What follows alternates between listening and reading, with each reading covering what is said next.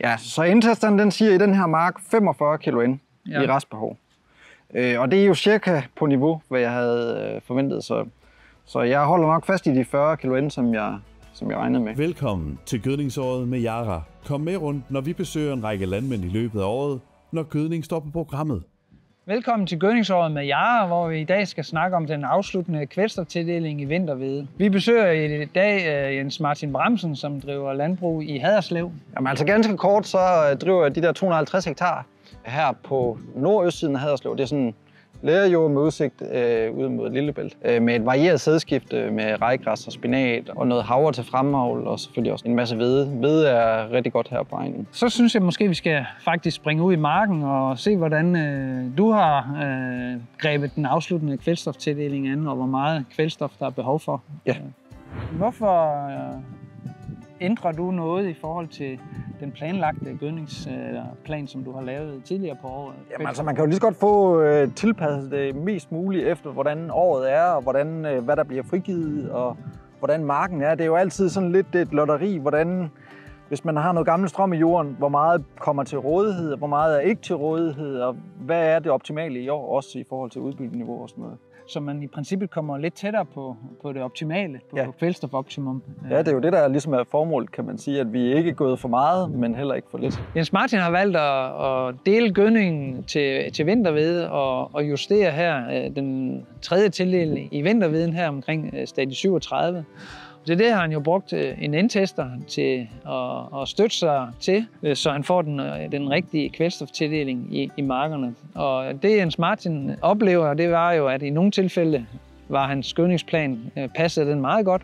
I andre tilfælde har indtesteren anbefalet en justering. Den kvælstofmængde, indtesteren så har foreslået, den har han så lagt ind i AdFarm og omfordelt kvælstofmængden derfra, så man ligesom får givet alle områder af marken den optimale kvælstoftildeling. Så vi ikke overgøder nogle områder, men heller ikke undergøder nogle områder, så vi giver præcis det, der er behov for. Jamen altså, man traver jo igennem derude af at prøve at tage en masse målinger, og man tænker, gør jeg det nu rigtigt og sådan noget, men altså, det er faktisk lidt overraskende resultater. Lige den mark, hvor vi står her, det er rejgræs som forfrugt. Det er faktisk cirka sådan, som jeg havde forventet. Altså, den siger, at den skal have 45 ende her i sidste tildeling, men det passer cirka efter, hvad jeg sådan ville have forventet. Altså, vi ser jo også i vores endbarometer, hvor vi følger mineraliseringen i nulparcellerne, at den er meget lav i år. Ja. Der kommer ikke ret meget kvælstof fra jorden. Og det er jo kvæg, at vi har haft et koldt forår, og nu bliver det måske også tørt. Så man kan sige, at vi forventer ikke, at den her mineralisering, det den er bagud, det kommer ikke op til speed. Nej, det kan det ikke nå indhen. Nej. Og det man gør, det er, at man måler på det sidste fuldt udviklede blad, og tager 30 blade hen over marken, som du sikkert også har gjort, og så giver indtesteren en kvælstofanbefaling til hveden, hvor meget den mangler i restbehov for at ramme det her endoptimum. Det er ekstremt vigtigt at justere kvælstoftildelingen her til sidst, så vi rammer endoptimum. Og indtesteren er et godt støtteværktøj, der måler klorofylindholdet i planten, eller kvælstofstatus i planten. Og ud fra det har vi jo fundet en god sammenhæng for, hvor meget der så mangles af kvælstof for at ramme endoptimum. Og det viser indtesteren rigtig godt. Især her i hvedenstadie 37 og frem efter har vi fundet en rigtig god sammenhæng mellem indtestermålingen og endoptimum. Jens Martin, hvad får du så af målingerne, når du nu kommer ud fra marken, og hvad siger indtesteren? Ja, så indtesteren den siger i den her mark 45 kilo ind i restbehov.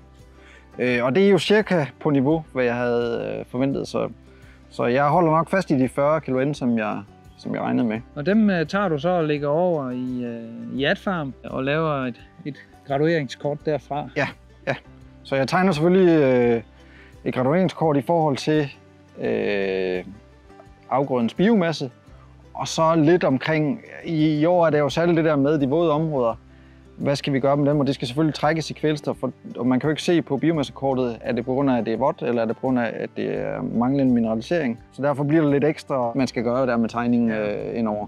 Ja, der er du nødt til at kende din erfaring om marken lidt, og så tilpasse AdFarm tildelingskort lidt. Ja. Altså fordi selv i bakketoppene har det altså gået hårdt ud over den, at vi har fået alt det her regn. Så den står noget tyndere på bakketoppene. Okay. Ja. Og normalt vil jeg også give dem mere kvælstof Og det kommer nok også til at gøre i år.